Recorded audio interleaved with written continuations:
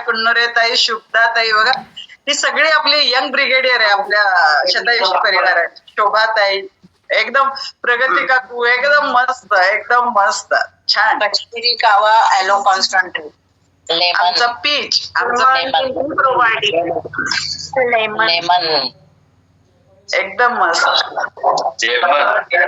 Front page वर माहितीये आज सगळ्यांचे व्हिडिओ ऑन आहेत आणि एवढं सुंदर दिसतंय सगळ्यांच्या हातात एनर्जी ड्रिंकचे ग्लास. मस्त, थँक्यू. तुम्ही म्हणणार नवीन लोक असतील तर म्हणणार प्रत्येकाच्या हातात हे काय दिसतंय, सकाळी सकाळी यांनी काय घेतलंय हातात. पण तुम्हाला कळणार आहे ह्याची खरी मजा, ह्याचा खरा अनुभव जेव्हा आपण हे चाकतो, हे घेतो तेव्हाच त्याची गरज कळते. कलर याचा खूप डाऊटफुल दिसतोय पण काम याचं जबरदस्त असं पॉवरफुल असतं. याला आपण एनर्जी ड्रिंक म्हणतोय आणि जबरदस्त एनर्जी देते आपल्याला. चला सगळ्यांसाठी परत एकदा टाळ्या, कौतुक सगळ्यांचं. आणि आज जाणार आहोत आपला पहिला अनुभव. वेलकम पण आहे, बर्थडे आहे. आपण प्रगती काकूंचा पण एक्सपिरियन्स बघणार आहोत पण तो खूप असा मस्त असा आहे. अजून लोक जॉईन होत आहेत तोपर्यंत आपण वाट बघू. पल्लवीचा पण आहे वाढदिवस आज. पल्लवी अरे वा, हँडरेज करून ठेवायला सांगा, आपण सगळ्यांचे बर्थडे करू एकत्रित. मालती गाणं म्हणणार. हा, गाणं म्हणणारे बघा गायिका कोण कोण आहेत बघू आपण. चला आपण आज वेलकम करू. आणि बर्थडे आहे अजय गुजर सरांचं. वेलकम पण आहे आपल्या शतायुषी परिवारामध्ये. आरोग्याच्या दृष्टीनं अनारोग्याकडून आरोग्याकडे एक पाऊल टाकलेलं आहे. तर आपण अजय सरांचं आपल्या शतायुषी परिवारामध्ये हार्दिक स्वागत करू. आणि आज त्यांचा बर्थडे आहे. तर बर्थडेच्या सर वाढदिवसाच्या शतायुषी शुभेच्छा आपल्या सगळ्या शतायुषी परिवारात. Happy birthday sir. Happy birthday sir. Welcome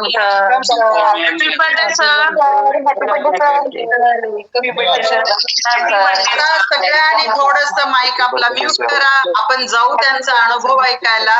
Ajay sir, तुमची थोडक्यात ओळख, का कशासाठी जॉईन झाला, काय चॅलेंजेस आहेत आणि तुम्हाला लिंक कोणी दिली आणि आता काय अनुभव आहे? मी अजय गुजर, राहणार मिरज मध्ये राहतोय. हॅलो, हा बोला सर. मिरज मध्ये राहतोय.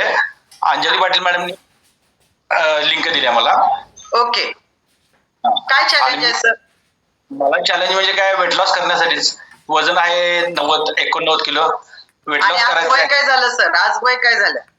माझं 51. चला 51 सरांचं. बरं. आणि माझं कसं आहे, दिवसभर उभारायचा व्यवसाय म्हणजे टेलर्स मध्ये व्यवसाय आहे माझा. कटिंगचं वगैरे दिवसभर उभारून माझ्या पायाचे शिरांना वगैरे प्रॉब्लेम आहेत जरा. वेट मुळे कसं आहे, ते पायाला त्रास, दुखणे वगैरे जाणवते. ते जरा कमी करायचं सगळं. नक्की सर, नक्कीच होणार. सातत्याने काम करत राहा. इथे मॉर्निंग प्रेस्टेशन बिलकुल चुकवायचं नाही. मॅरेथॉन मध्ये तुम्ही ऑलरेडी पार्टिसिपेट केलेल्या बघा. सरांनी एंट्री केली, शतायुषी परिवारात सामील झालेत. आज बर्थडे आहे आणि आता त्यांनी मॅरेथॉन मध्ये पार्टिसिपेट केलेलं आहे. तर नक्कीच आपल्या शतायुषी परिवाराकडून खूप खूप शुभेच्छा. तुम्हाला जे जे अपेक्षित आहे ते आरोग्य तुम्हाला मिळणारच आहे. ओके, तर आमच्या पूर्ण शतायुषी परिवाराकडून, आपल्या शतायुषी परिवाराकडून तुम्हाला खूप खूप शुभेच्छा. आता जाणार आहोत पल्लवी ताईंकडं. पल्लवी मकवाना ताई अगदी सातत्याने बघा, कधीही कोणी लिंक म्हणजे त्या तुम्हाला दिसणार नाहीत कॉलवरती कधी अशा बोलताना वगैरे, पण जेव्हा ही लिंक आपली मॉर्निंग फिल स्टेशनची ओपन होईल तर तुम्हाला पल्लवी ताई पहिल्यांदा दिसतील. कायम व्हिडिओ ऑन करून नेहमी करणाऱ्या, आता ऑलरेडी ड्युटी करायला लागल्यात त्या, आणि तरीही सातत्याने ह्या सगळ्या गोष्टी करतात.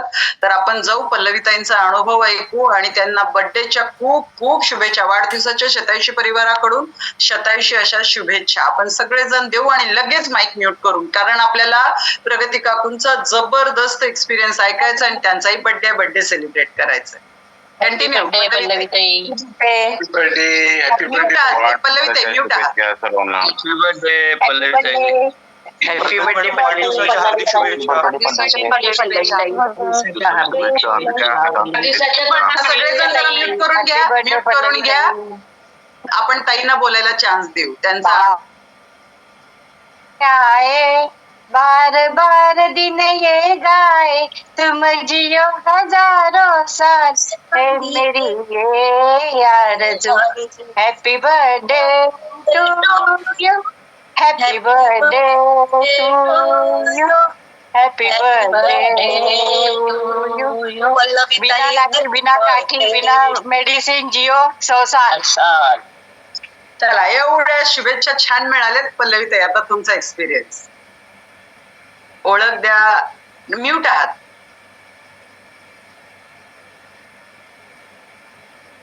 हा दिवसाची सुरुवात अतिशय चांगली झाली आहे. सगळ्यांच्या छान छान शुभेच्छा मिळालेल्या आहेत, आशीर्वाद सगळ्यांचे आहेत. त्यामुळे एकदमच आजचा दिवस माझा खूपच सुंदर जाईल याची मला पूर्ण खात्री आहे. आणि आज मी जॉबवर नाही आहे, आज माझी सुट्टी आहे. मी कारण बर्थडेच्या दिवशी आम्हाला सुट्टी अनाऊन्स करतात, म्हणजे सांगतात किंवा या दिवशी बर्थडे आहे त्या दिवशी तुम्ही घ्या. तर बाय प्रोफेशन मी जॉब करते आहे, ज्युपिटर मध्ये आहे. पण ही लिंक मला शोभा सोनावणे, माझी बहीण आहे, मावळेस बहीण, तिने मला दिली आहे. ऍक्च्युली तिला सुरुवातीला भयंकर प्रॉब्लेम होते. ती दिवस रात्र झोपून राहायची, काम व्हायचं नाही. पण अचानक तिच्यात झालेला बदल बघितला मी. आणि ज्या वेळेला मला सायटिकाचा प्रॉब्लेम झाला किंवा वर्टिगो, थोडासा म्हणजे चक्कर वगैरे यायला लागली, कॅल्शियम वगैरे माझ्या पायातलं एकदम ऑस्टिओपोरोसिस वगैरे झाला, त्यावेळेला मी तिला कॉल केला. म्हटलं अगं ताई, मला असं कोणीतरी ऑनलाईन असं योगा करणारं कोण असेल तर मला सांग. त्यावेळेला मग तिने आपल्या शतायुषी फॅमिलीची ओळख करून दिली, की तिने मला सांगितलं की पल्लवी हे पहिल्यांदा ऐक, तुला जर आवडलं तर मग तू जॉईन हो. आणि त्यानंतर मग मी पद्मजा ताईंचा आणि आपल्या सुजाता घाट ताईंचा जो अनुभव, इव्हन वनिता ताईंचा जो अनुभव मी ऐकला, मी खरंच खूप प्रभावित झाले. म्हणजे मला असं वाटलं की खरंच म्हणजे एवढं जर होत असेल तर का आपल्याला तर नॉमिनल म्हणजे एकदम नॉर्मल प्रॉब्लेम्स आहेत, त्याच्यातनं आपण तर आरामात बाहेर येऊ शकतो. म्हणून मग मी इमिजिएटली मी दुसऱ्या दिवसापासून जॉईन झाले. आणि खरंच मला त्याच्यातनं एवढा फरक पडला की मी आज विना मेडिसिन म्हणजे काही एक पण औषध न घेता आज मी जगते. आणि होप सो की पुढेही मी अशीच राहीन. Thank you very much for all शतायुषी मेंबर्स. Thank you very much. आणि थँक्यू टू ताई ऑल्सो, कारण तिने हे मला इंट्रोड्यूस करून दिलं, त्याच्यामुळे तिचे पण खूप खूप धन्यवाद. अगदी तथास्तु आहे ताई. आणि तुम्ही होप म्हणायचं नाही, आपण आशावादीच आहोतच, पण शतायुषी परिवाराचं कामच आपण असं करतोय की आपल्याला पूर्ण मेडिसिन फ्री आणि विनाकाठी विनालाठी 100 वर्ष आपण सगळे जगणार आहोतच. कारण सगळा खटाटोप चाललाय तो त्याच्यासाठीच चाललाय. बिघडलेली जीवनशैली रिपेरी करतोय आपण आणि स्वतःवरती काम करतोय. त्यामुळे एवढे सुंदर रिझल्ट येते तर का त्रास होईल आपल्याला. आणि इतक्या सुंदर सगळ्यांच्या दुआ असतात, ब्लेसिंग असतात, आपल्याला मिळत असतात, शुभेच्छा असतात, सदिच्छा असतात. आणि त्यामुळं आपण असंच सगळे एकमेकांच्या सोबतीनं खूप सुंदर आयुष्य सगळे जगणार आहोत. पल्लवीताईंसाठी एकदा जोरदार टाळ्या. एकच प्रश्न राहिला, पल्लवीताई वय कितवा? आता कितवा बर्थडे हा? स्त्रियांना कुठेही वय विचारलं जात नाही, पण शतायुषी परिवारामध्ये आवर्जून वय विचारलं जातंय. आणि सगळे कौतुकाने आणि अभिमानाने आपलं वय सांगतात, कारण या वयात ते स्वतःला जास्त यंग फील करतायत, म्हणून ते कौतुकाने आपलं वय सांगतात. किती वय तरी? माझं आज 59 संपलं, 60 लागलं. अजिबात वाटत नाही. आम्ही परवा इव्हेंटला बघितलं, खास पुण्यावरून कोल्हापूरला चोकाकला ताई इव्हेंट साठी आल्या होत्या. एवढी एनर्जी आणि इतकं सुंदर व्यक्तिमत्व. त्यामुळे परत एकदा ताई खूप खूप धन्यवाद, अभिनंदन तुमचं. आणि वाढदिवसाच्या परत एकदा शतायुषी शुभेच्छा. आणि आज चला, आणि आता आणखीन एक महत्वाचा एक्सपिरियन्स आपल्या कम्युनिटीच्या ज्येष्ठ श्रेष्ठ आपल्या सगळ्यांच्या डोक्यावर असणारे त्यांचे आशीर्वाद अशा व्यक्तिमत्वाकडे जाणार आहोत. आज त्यांचं सहस्त्रचंद्र दर्शन आहे. आणि असं इतकं सुंदर बर्थडे या वयात इतकं यंग फील करून, आपल्याला यंग फील करून देणाऱ्या अशा प्रगती काकूंचा आज बर्थडे आहे. आणि आज त्यांना सगळेजण आपण शुभेच्छा देणार आहोत आणि आज आपण त्यांचा अनुभव पण ऐकणार आहोत. प्रगती काकू, आपल्या शतायुषी परिवाराकडून तुम्हाला खूप खूप शुभेच्छा. असेच आशीर्वाद आमच्या सर्वांच्या पाठीशी तुमच्या असू देत, ही ईश्वर चरणी प्रार्थना. Happy birthday happy birthday.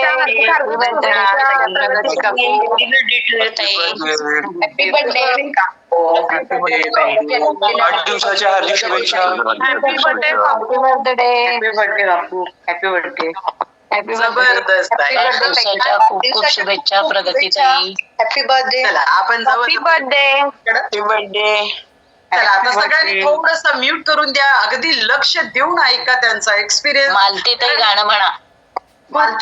Subhash वेगळू. झाले कन्नडातनं पण आशीर्वाद हे आले, शुभेच्छा. वाढदिवसाच्या हार्दिक शुभेच्छा. मालतीताई नाही येत आज. चला आपण जाऊ आता प्रगतीताईंकडून, काकूंकडे. त्यांच्याकडूनच त्यांचा एक्सपिरियन्स ऐकू. त्यांना वाढदिवसाच्या खूप खूप शुभेच्छा परत एकदा. हॅलो, आवाज येतो का? अगदी व्यवस्थित खणखणीत येतोय. शतायुषी परिवारामधील सर्वांना माझा जय जिनेंद्र आणि नमस्कार. माझं नाव प्रगती पाटील. मी मिलिंद पाटीलची आई आणि सविता पाटीलची सासू. त्या दोघांना तुम्ही सगळेजण चांगले ओळखता. आणि मी ह्या परिवारात सामील झाले म्हणजे खरं म्हणजे मला आता 81 पूर्ण होऊन 82 माझं वय चालू आहे. ह्या वयात आराम राहायचं सोडून हे सगळं व्यायाम आणि हे सगळं कशासाठी करायचं खरं म्हणजे असं आपल्याला वाटतंय. आता आपलं आयुष्य किती राहिलंय, आणखीन इकडं तिकडं हे बोनस आयुष्य आहे आणि 1-2 वर्षात म्हणजे आपलं सगळं संपणार आहे. पण असा विचार मी कधी केलेला नाही. मिलिंद जेव्हा मी आता या परिवारात सामील होऊन जवळजवळ 3 वर्ष झाली. आमचा मिलिंद माझा मुलगा यानं प्रथम यामध्ये हा सामील झाला आणि त्याचे सगळे प्रॉब्लेम कमी झाले. एवढंच नव्हे तर त्याच्या पोलिओच्या पायामध्ये सुद्धा मला थोडी ताकद मुवमेंट झालेली दिसून आली. मला फार आनंद झाला त्या पोलिओच्या पायामध्ये ताकद आलेली बघून. कारण मी त्याच्यासाठी लहानपणी फार श्रम घेतले होते. पण पुढं काय मुलं काय लहानपणी व्यायाम करायला फारसं बघत नाहीत. पण तो ठीक होता. पण नंतर त्याचे काही प्रॉब्लेम जसं वय व्हायला लागलं तसं व्हायला लागले आणि तो जेव्हा या परिवारात सामील झाला तेव्हा त्याच्यामध्ये खूप छान अगदी इम्प्रुव्हमेंट व्हायला लागले. मग मला वाटलं आपण पण व्हावं का. मग मिलिंदला म्हटलं अरे आम्ही पण झालं तर चालतंय का.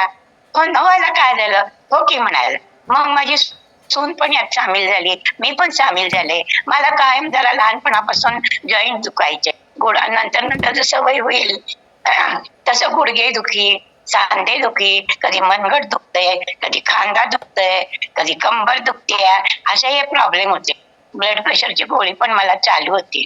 मग मी विचार केला आणि जसं वय होईल तसं माझ्या आवाजात पण जरा फरक व्हायला लागला आणि मला जेवताना जर ठसका लागायचा लागला की कानोरात ठसका लागायचा.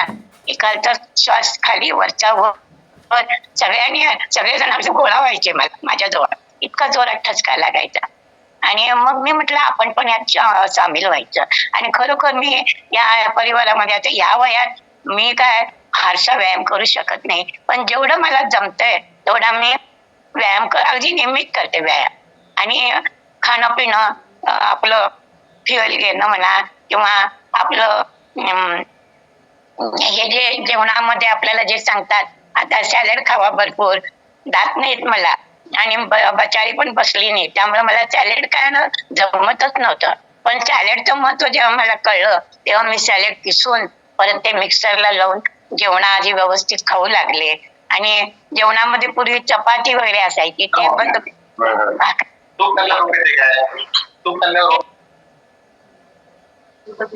कंटिन्यू करत. एक दिवस सुद्धा आता मला भाकरी नाही ते नको वाटते. म्हणजे असं रोज सकाळ संध्याकाळ गरम गरम भाकरी खाणं, नंतर साखर कमी, नंतर मैद्याच्या वस्तू पदार्थ कमी, हे सगळं मी अटेंड करू लागले. माझं वजन 70 किलो होतं आणि माझं जवळजवळ 6-7 महिन्यातच मी जवळजवळ 54-55 ला आले. आणि गेले 2 वर्ष झालं मला सांगायला आनंद वाटतो की मी 55 वर स्थिर आहे. माझी गुडघेदुखी कमी झाली, माझे खांदेदुखी कमी झाली, कंबरदुखी कमी झाली, माझी ब्लड प्रेशरची गोळी कमी बंदच झाली. माझं जीवन कसं अगदी आनंदमय समाधानी. आज मी माझ्या घरातली माझी मुलं तोंड सुना सगळेजण जमलेत. माझा सहस्त्रचंद्र सोहळा साजरा करत आहेत. मला खूप आनंद होत आहे. सगळेजण माझी खूप काळजी घेतात, माझ्यावर सगळेजण खूप प्रेम पण करतात. माझं पण सगळ्यांच्यावर खूप अगदी पंतवंड पर्यंत अगदी पंतू बरोबर तर मी कायम बॅडमिंटन खेळ, क्रिकेट खेळ, त्याच्याबरोबर सगळे खेळ खेळत असते. आणि जास्त यामध्ये काय महत्वाचं आहे तर मनशांती फार महत्वाची आहे.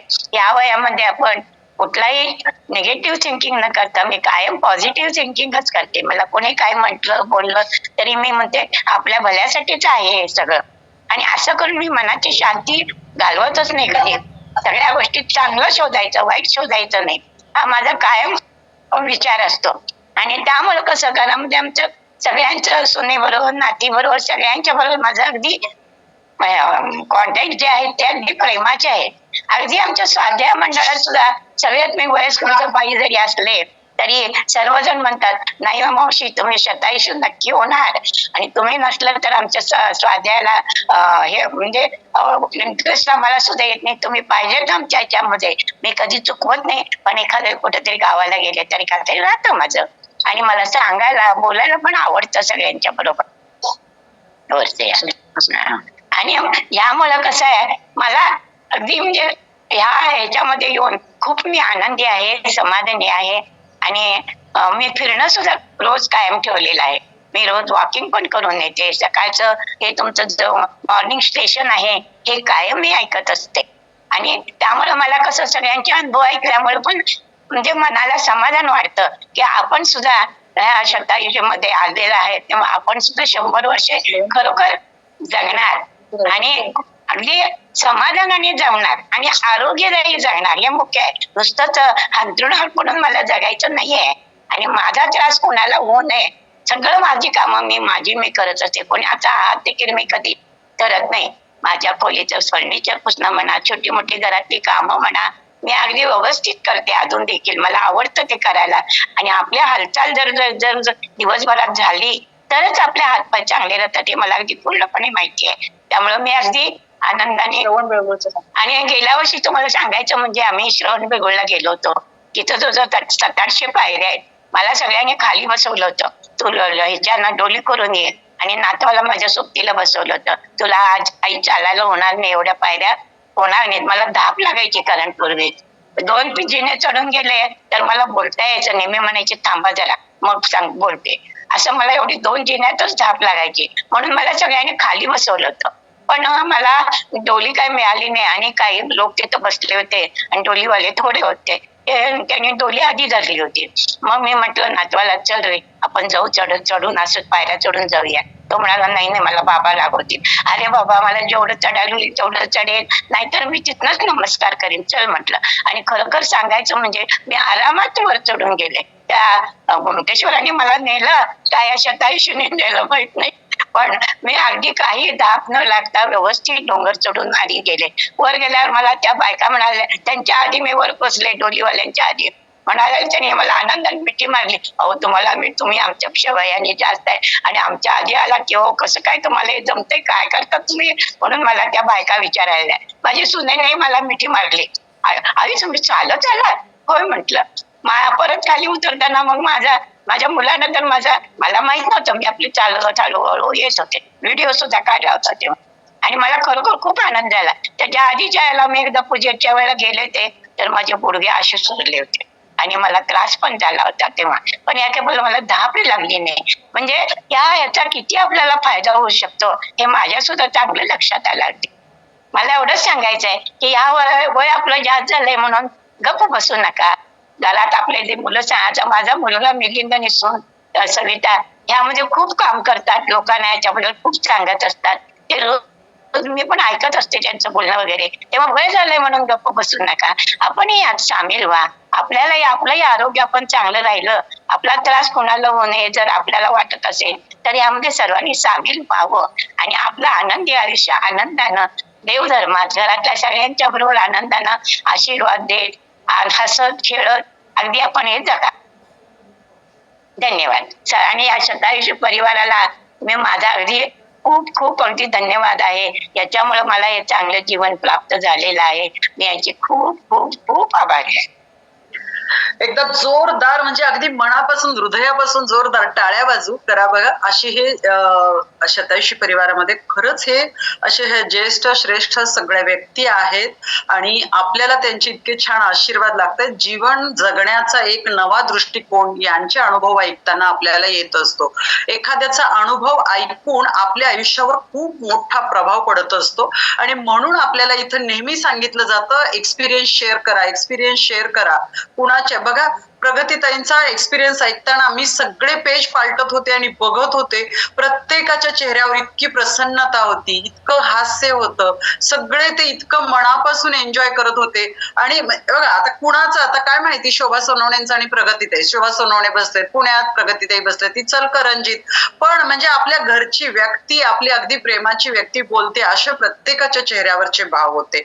असंच असतं, त्यामुळे एक्सपिरियन्स शेअर करणं खूप महत्वाचं असतं. आपलं एका एक्सपिरियन्स शेअर करण्यानं एखाद्याच्या चेहऱ्यावर हास्य येतं, एखाद्याच्या आयुष्यात आनंद येतो, एखादा निरोगी जगतो. आणि आम्हाला खात्री आहे प्रगतीताई काकू तुम्ही 100 वर्ष नक्कीच जगणार आहात, कारण इतकं सातत्यपूर्ण काम. सविताताई त्यांच्या सूनबाई आहेत, जर दुपारी प्राणायामचा वर्ग 5 मिनिटं लेट चालू झाला की ह्यांचा फोन वाजायला चालू होतोय प्रगतीताईंचा, की अजून का चालू झाली नाही, लिंक अजून जॉईन झाली नाही, ओपन झाली नाही. इतकं सातत्यपूर्ण त्या काम स्वतःवरती करतायत. या वयात आपण म्हणतो ना, मला सोसेल का, मला पचेल का, मला जमेल का, असे प्रश्न आपल्याला पडलेले असतात फ्युएल इंटेक बद्दल जेव्हा सांगतो. वयाच्या 81 आता 82 चालू आहे त्यांना, तर अशा वेळेला त्या इतकं सुंदर डेली असं फ्युएल इंटेक करतायत आणि स्वतःच्या आयुष्यात त्यांनी हे केलेलं आहे. मला वाटतं त्यांची बीपीची गोळी सुद्धा त्यांच्या डॉक्टरांनी बंद केलेली आहे. आणि इतकं असं प्रसन्न आयुष्य त्या जगतायत आणि आपल्याला तो जगण्याचा दृष्टिकोन देत आहेत. आणि खरंच म्हणून परत एकदा दररोज असे एक्सपिरियन्स ऐकताना पहिल्यांदा असं अभिमान वाटतो की आपण एका अशा सकारात्मक इतक्या यंग ब्रिगेडियर असलेले उत्साही लोकांच्या, तरुण लोकांच्या एका फॅमिलीचा आपण सदस्य आहोत, याचा खूप अभिमान वाटायला लागतो. आणि मग पुढचा सगळा दिवस अगदी आनंदात जातो. येणाऱ्या नवीन नवीन चॅलेंजेसना तोंड द्यायला, फेस करायला खूप छान वाटतं. त्यामुळं परत असे आम्हाला अनुभव सगळ्यांचेच ऐकायला परत परत छान वाटेल. आणि थँक्यू परत एकदा काकू, आणि तुम्हाला परत एकदा शतायुषी परिवाराकडून शतायुषी शुभेच्छा. प्रत्येक वर्षी अजून अशी 20 वर्ष 25 वर्ष तुम्हाला आम्हाला तुमचा अनुभव दररोज ऐकायला मिळावा, हीच ईश्वर चरणी आमची प्रार्थना. आणि थँक्यू परत एकदा. आणि आता जाणार आहोत आणखीन असे एक यंग ब्रिगेडियर मधले एक सदस्य, ज्या त्याही वयाने ज्येष्ठ श्रेष्ठ असतील आणि मनाने मात्र खूप तरुण असलेल्या, अजूनही या वयात खूप ऍक्टिव्ह, या वयात म्हणण्याचं त्या जेव्हा तुम्ही बघाल तेव्हा तुमच्या लक्षात येईल, या वयात ही इतक्या ऍक्टिव्ह असलेल्या आपल्या योगरत्न, आपले सगळे योगरत्न घडवणाऱ्या योगरत्न अशा वैशाली वैद्यताई जाऊ आपण, कारण आज आहे त्यांची बोधकथा. शनिवारी असतो आपला बोधकथेचा दिवस. अगदी मन हेलावून टाकणाऱ्या, विचार करायला लावणाऱ्या आणि खरंच त्यातून बोध घेऊन आपल्या आयुष्यात इम्प्लिमेंट करायला भाग पडणाऱ्या अशा कथा आपल्याला वैशाली वैद्यताईंकडून ऐकायला मिळतात. तर जाऊ आपण आता डायरेक्ट वैशाली वैद्यताईंच्याकडे आजच्या बोधकथेसाठी. कंटिन्यू वैद्यताई. म्यूट आहात आता केलं. तुम्हीच सगळ्यांना म्यूट टाका. येस वैशाली ते अनम्यूट करा.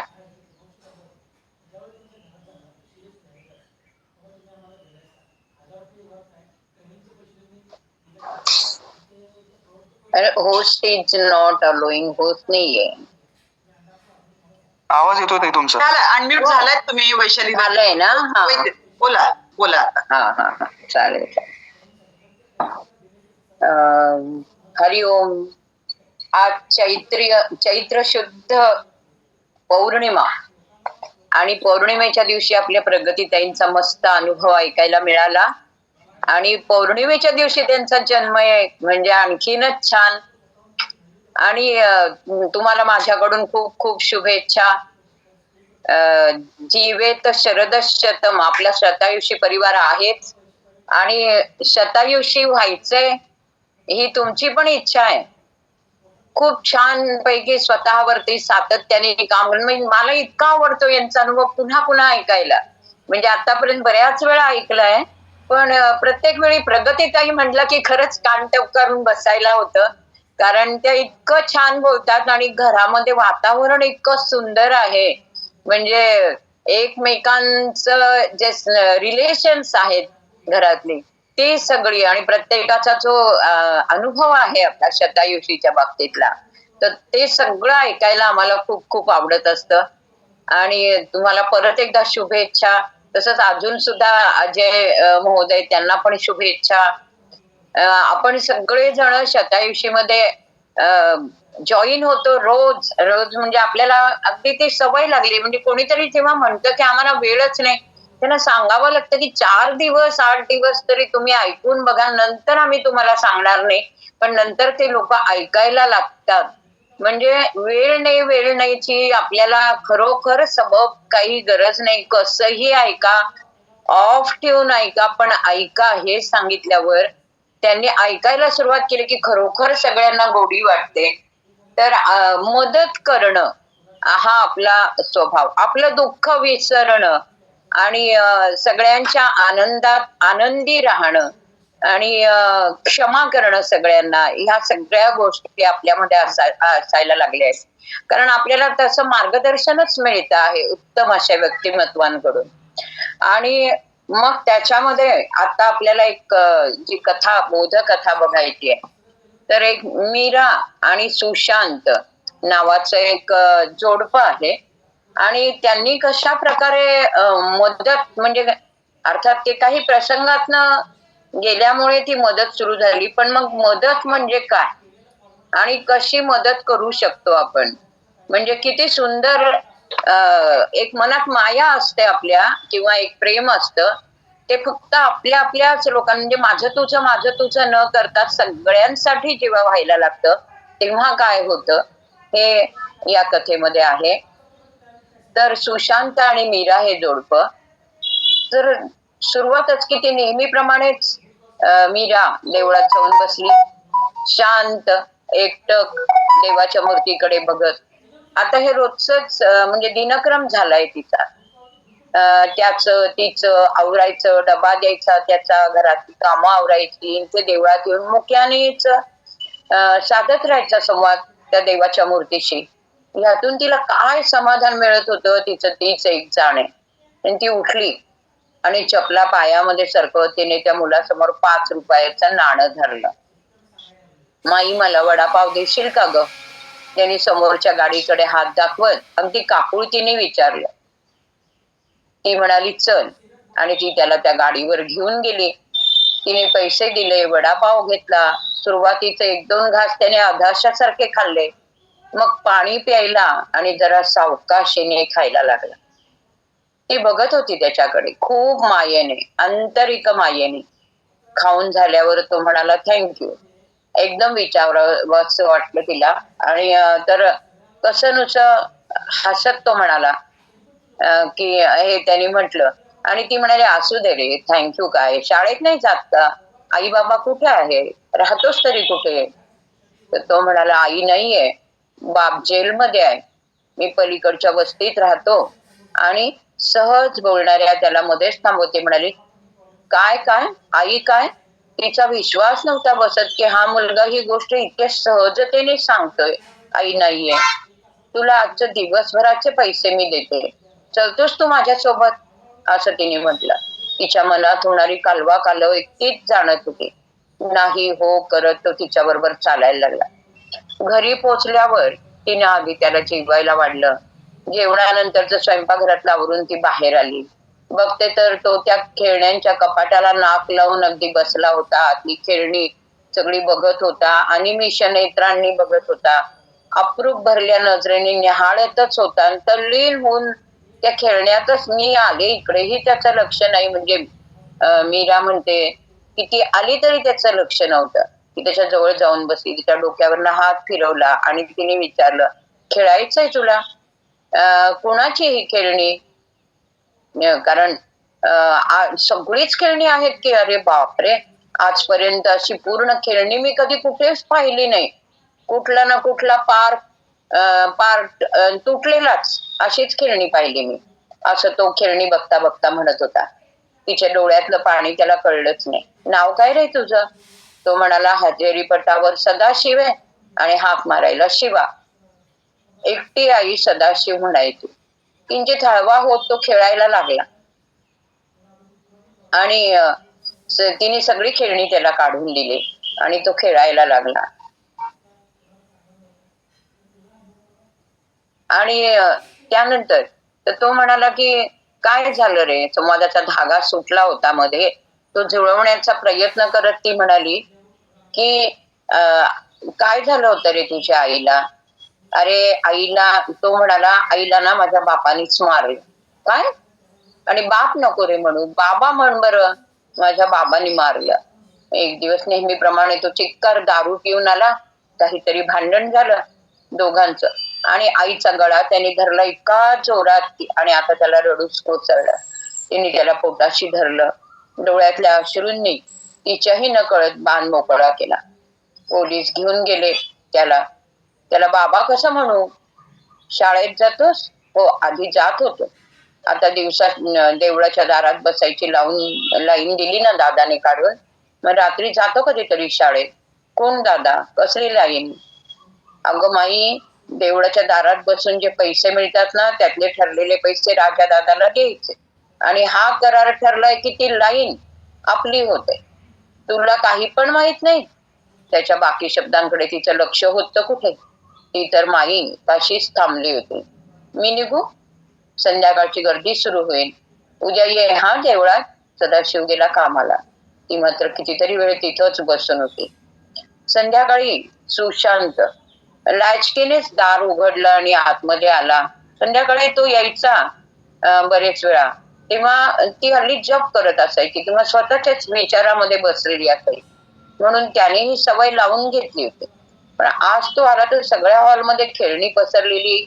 गेल्या 4 महिन्यात तिने त्याला त्या कपाटाला हातही लावू दिलेला नव्हता, आणि आता हे कसं काय? हॉलभर त्यातून खरंच कित्येक दिवसांनी छान चटकदार खमंग वासही सुटला होता.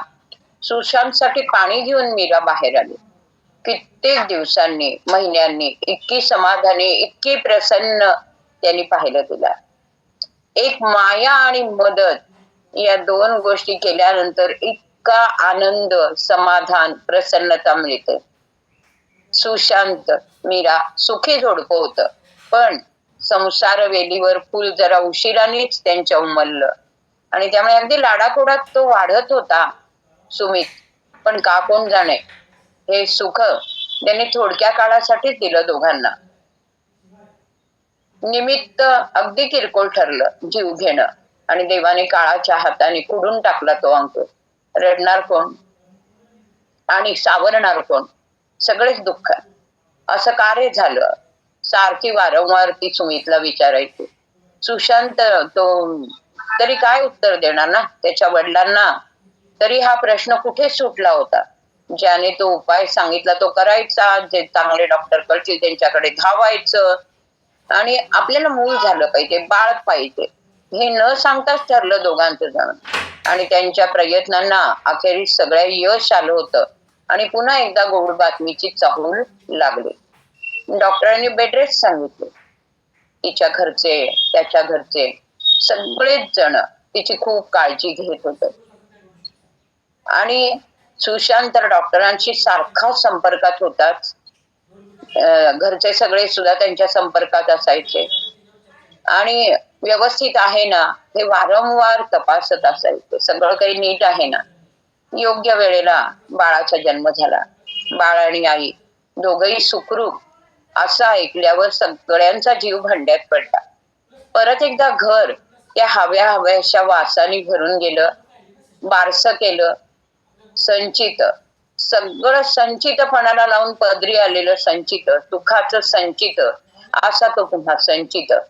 त्याच्याबरोबर सगळं घरदार पालथं पडू लागलं, रांगू लागलं, गोबडं बोलू लागलं, जुन्या जखमेवर नवीन खपली धरू लागले, आणि संचित आता शाळेत जायला लागला.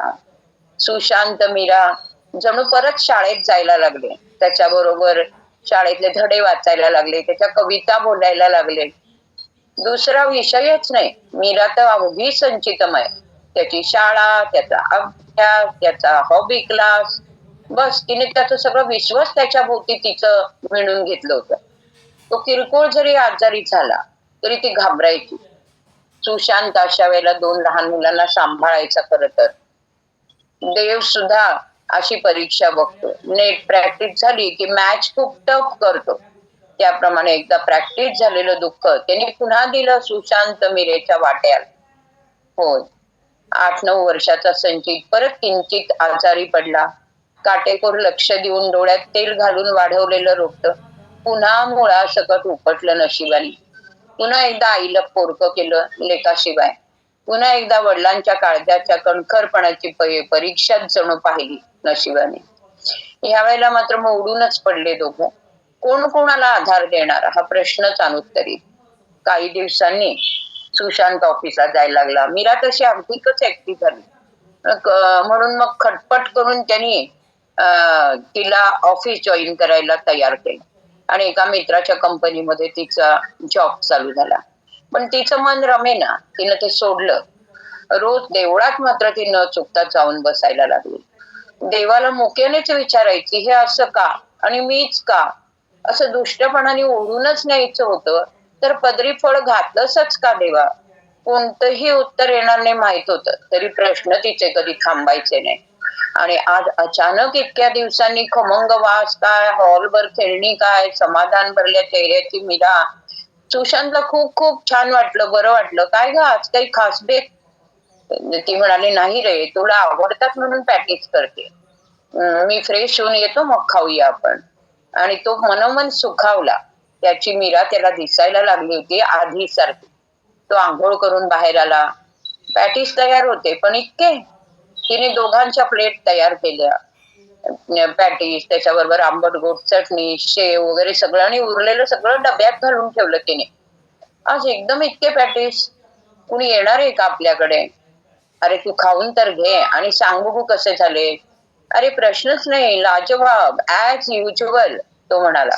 त्याने हातातला घास तिला भरवला. मीराने आज देवळात घडलेला सगळा प्रसंग सुशांतला सांगितला. त्याच्यासाठी जरा जास्त केलेत पॅटीस, आपण वस्तीत जाऊन देऊया त्याला, इतर पण मुलं असतील तर त्यांनाही देऊया. तो काहीच बोलला नाही. खाऊन झाल्यावर मीरा परत म्हणाली, जाऊया ना? तो शांतपणे तिला म्हणाला, मीरा बस इथे. मला मान्य आहे ग तुला वाटणारी ही ओढ, साहजिकच आहे. पण खरंच तो मुलगा खरं बोलत असेल कशावरून? काही काय बोलतोस तू सुशांत? एवढासा मुलगा काय रे खोटं बोलणार, आणि कशाला? त्याला काय कळणार आहे कटकारस्थान? किती निष्पाप आहे तो. तू भेट एकदा, तुला सुद्धा हेच वाटेल माझ्यासारखं. अगं तो नसेल तसा, पण कदाचित कोणी त्याला जाणून बुजून तर पाठवला नसेल. आणि तो माणूस काही वेडवाकडे विचार तर करीत असेल, याला जस्ट यूज तर करीत नसेल. होतं ग असं, आपण वाचतो ना. नाही जायचं का आपण? तू भेट तरी एकदा त्याला. सुशांतचा नाईलाज झाला तिच्या समोर. तो तिला हिरमुसली झालेली तर नाही बघू शकला. आज इतके आनंदात आहे. दोघं डबा घेतला दोघांनी आणि वस्ती मध्ये त्याचं घर शोधलं आणि गेले. मीरा आता जास्त खुशीने देवळात जायला लागली. 2-3 दिवस रोजचा तिचा नेम ठरून गेला होता. देवळात येताना कदाचित सदाशिवला घरीच घेऊन यायची, भरपेट जेवू घालायची आणि पाठवायची. त्यांच्यात एक अदृश्य आई मुलाचं नातं आकार घ्यायला लागलं. सुशांत तिच्या इतका भावूक नव्हता, पण तिला अडवू पण शकत नव्हता. आता कुठेतरी माणसात येत होता. त्याला खरंच कळत नव्हतं की हे काय करावं. असाच एक दिवस ऑफिस मधनं येत होता तो, तर त्याच्याच मजल्यावर राहणाऱ्या काकांनी हाका मारली. सुदैवाने फ्लॅट्स असले तरी मन अजून तेवढी पण पोती नव्हती. जाणं येणं, दिसलं तर बोलणं, हसणं, हे सगळं होतं. त्यामुळे दारं उघडी असायची घराची त्यांच्या इमारतीमध्ये. सुशांत, अरे मीरा हल्ली रोज एका लहानग्याला घेऊन घरी येते. तिची मनस्थिती याबद्दल हळवी आहे, भावूक आहे, नाजूक झाली आहे. काळजी वाटते रे मला सुद्धा. तुला म्हटलं सांगूया. तो म्हणाला, हो काका, मला माहिती आहे. मी तिला थांबवायचा प्रयत्न केला, पण असं म्हणून सुशांतने सगळं काही काकांना सांगितलं. असं आहे का? असं करूया का आपण? आपल्या परिसरातले पोलीस अधिकारी माझ्या ओळखीचे आहेत, त्यांच्याशी बोलून घेऊया. चालेल? तर तो म्हणाला, चालेल, उद्या शनिवारी मला सुट्टी, आपण जाऊया. लगेच सुशांतने चौकशी केली. सदाशिवची पूर्ण माहिती काढली. ती खरी होती. न्यायालयाने त्याला रिमांड होम मध्ये ठेवलेलं होतं, पण तिथली मुलं त्याला त्रास द्यायची म्हणून तो तिथून पळाला. पण मुलगा चांगला आहे, पोलीस स्टेशन मध्ये येतो आणि ही गोष्ट पण तो सांगून गेलाय. त्याचं भलं होत असेल तर उत्तमच आहे. पोलीस अधिकाऱ्यांकडनं ही माहिती जेव्हा कळली तेव्हा सुशांत शांत चित्ताने घरी आला. आज सदाशिव बरोबर 2-3 मुलं त्यांच्या घरी आली होती. वस्तीतलीच होती, पण अशीच वंचित. सगळी माई माई करत होती. ही त्यांची माई सुशांतसाठी सुद्धा नवी होती. सदाशिवचे दत्तक पालकत्व त्यांनी खुशीने स्वीकारलं. त्याचं शिक्षण, त्याचे कपडे लत्ते, सगळ्याचा खर्च दोघं करणार होते. सदाशिवचं उदाहरण हा आरंभ ठरला होता. अशी अनेक वंचित मुलं मीरा आणि सुशांतच्या घरापर्यंत पोहोचू लागली. 1, 2, 3 म्हणता म्हणता 5 जणांच्या शिक्षण, कपडे, खाण्याचा खर्च त्यांनी शिरी घेतला. पण ही संख्या इथेच नाही थांबली, अजून सुद्धा वाढत गेली. आणि मुलांना स्वतः पोलीस अधिकारी आले. अशा मुलांना योग्य ठिकाण म्हणून इथे पाठवायचे की यांच्या घरी जा, त्यांच्याकडे घेऊन यायचे. ज्यामुळे मदत मिळवणारे हात पाठवले ना, त्याने मदत करणारे सुद्धा पाठवले. अनेक मदतीचे हात त्यांच्यापर्यंत न बोलावता सुद्धा पोहोचू लागले. जेव्हा जेव्हा गरज निर्माण झाली तेव्हा तेव्हा मदत करायलाही ते उभे राहिले. देवाने काळाच्या पडद्याआड नेलेली आई ही हाक आज अनेक मुखातनं तिच्या कानापर्यंत पोहोचली होती. त्या सगळ्या प्रश्नांची उत्तरं मिळाली होती. दुःखाच्या, पुत्रवियोगाच्या बीजामधून समाजसेवेचा, वंचित बाल संगोपनाचा नवीन अंकुर आता रुजला होता त्यांच्या आयुष्यात. आणि त्याचा वेलू गेला गगनावेरी असा दिवसागणिक तो मोठा मोठा होत चालला होता. अनेक जीवांना आसरा देणारा आधारवड होत होता. खरंच मदत ही किती महत्वाची असते आणि ह्या मदतीमधनं किती आनंद, समाधान मिळतं. आणि एकदा करायला लागला, आपली तितकी परिस्थिती नसली, यांच्या बाबतीत तसं नव्हतं, पण तरी सुद्धा ब्रह्मांड आपल्याला मदत करायला लागतं म्हणतात. आपण मदत करायचा भाव ठेवला तर आपल्याला मदत यायला लागते आणि आपण सगळं तेच काम करतो. हरिओम. खूपच सुंदर. बोधकथा म्हणतो ना, खरंच बोध घेण्यासारखी अशी कथा. म्हणजे मन हेलावून सोडणारी, आपल्या आयुष्यात आपणही काहीतरी केलं पाहिजे याचा खरंच बोध देणारी. एकदा आपण जोरात टाळ्या वाजवू वैशालीताईंसाठी, वैद्यताईंसाठी. त्या भावना त्याच्यात ओतून त्या इमोशन्स आपल्यापर्यंत पोहोचवण्याचा त्यांचा हातखंडा खूप सुंदर आणि खरंच त्याच्यातून बोध घेण्यासारखा आहे. मदत करणे आपल्याला माहिती आहे ना, देणाऱ्याने देत जावे, घेणाऱ्याने घेत जावे, एक दिवस घेणाऱ्याचे हातही घ्यावेत. म्हणजे काय की देणाऱ्याचे हातही घ्यावेत म्हणजे ती देण्याची जी वृत्ती आहे ती आपल्यात निर्माण व्हावी ही. आणि आपण जेव्हा असं करायला लागतो, आपल्याला सुरुवातीला वाटतं ना, इथं सुद्धा आता आपल्याला बघा किती जणांना सांगितलं जातं लिंक शेअर करा, कारण सुजाताताई नेहमी सांगतात, त्यांची खूप इच्छा आहे, म्हणजे प्रत्येकाचीच इच्छा आहे की ही लिंक आपण 1000 लोकांची घेतली तर 1000 लोकांच्या आयुष्यात तरी आपण आरोग्य, आनंद पोहोचवण्यात यशस्वी व्हावं असं प्रत्येकाची इच्छा आहे. आपण खूप लोकांना लिंक द्यायला पण लागलो, शेअर करायला पण लागलो, लोक ऐकत नाहीत. आपल्याला वाटतं हे आपल्याकडून होण्यासारखं काम नाही, पण देणाऱ्यानं नेहमी देतच जावं, घेणाऱ्यानं ते घेत जावं आणि आपल्याकडे ती नेहमी अशी वृत्ती यावी. नाही कुणी येत नाहीये ना, पण माझं काम आहे सांगत राहणं, देत राहणं, तर आपण तेवढं करत राहू सगळेजण. खूप शिकण्यासारखी अशी ही कथा. आणि थँक्यू वैशाली वैद्यताई, एवढे सुंदर इमोशन्स, एवढी सुंदर बोध आणि तो एक लाईफ लेसन आपल्या सगळ्यांपर्यंत पोहोचवल्याबद्दल थँक्यू. आता आपण जाणार आहोत. आपली वेट लॉस मॅरेथॉन कालपासून चालू झाली आहे. 44 दिवसाची आपली weight loss marathon. Even weight gain वाल्यांचं पण मॅरेथॉन स्टार्ट झाली आहे. वेट गेन वाल्यांचे पण फ्लायर बनायला लागलेत. अजूनही ज्यांना वेट गेन मध्ये भाग घ्यायचा असेल, वेट लॉसच्या मॅरेथॉन मध्ये भाग घ्यायचा असेल, नक्कीच आपल्या कोचशी संपर्क साधा, कारण 15 तारखेपर्यंतची मुदत आपल्याला दिलेली आहे. तोपर्यंत तुमचे रजिस्ट्रेशन होऊ शकतात. त्यामुळं आपल्याला ज्यांनी ही लिंक दिली, तुम्हाला जर पार्टिसिपेट करायचं असेल तर त्यांच्याशी कॉन्टॅक्ट करा, ते तुम्हाला त्याच्याबद्दल सगळं मार्गदर्शन करतील. त्यामुळे आजच्या आज रजिस्ट्रेशन करून घ्या. आणि कारण मागच्या मॅरेथॉनचे असे जबरदस्त रिझल्ट आपण ऐकायला पण लागलोय, त्या मॅरेथॉनचे रिझल्ट.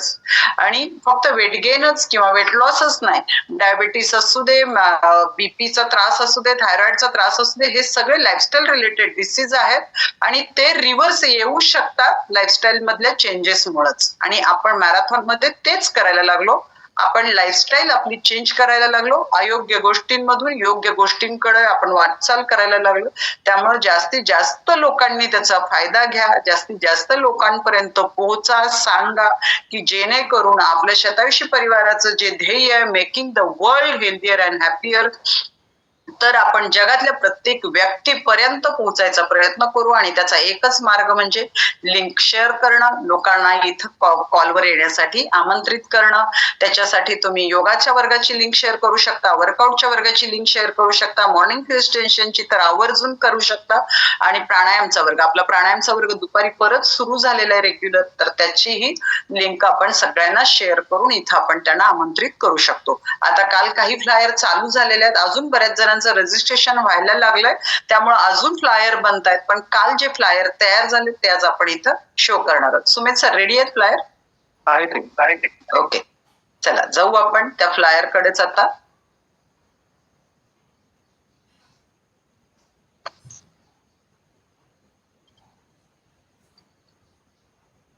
चला, मॅरेथॉनच्या सगळ्या पार्टिसिपेंटसाठी, कोच लोकांसाठी आपण एकदा जोरदार टाळ्या वाजवू. या मॅरेथॉनच्या आजच्या लीडर आहेत आणि लीडर ऑफ द लॅब आणि लीडर ऑफ द डे पण आहेत. आपल्या अंजली मॅडम स्वतः कोचच आहेत. 1600 ग्रॅम वजन कमी केलेलं आहे. ओके, तर अभिनंदन अंजली मॅडम, एकदम जबरदस्त रिझल्ट.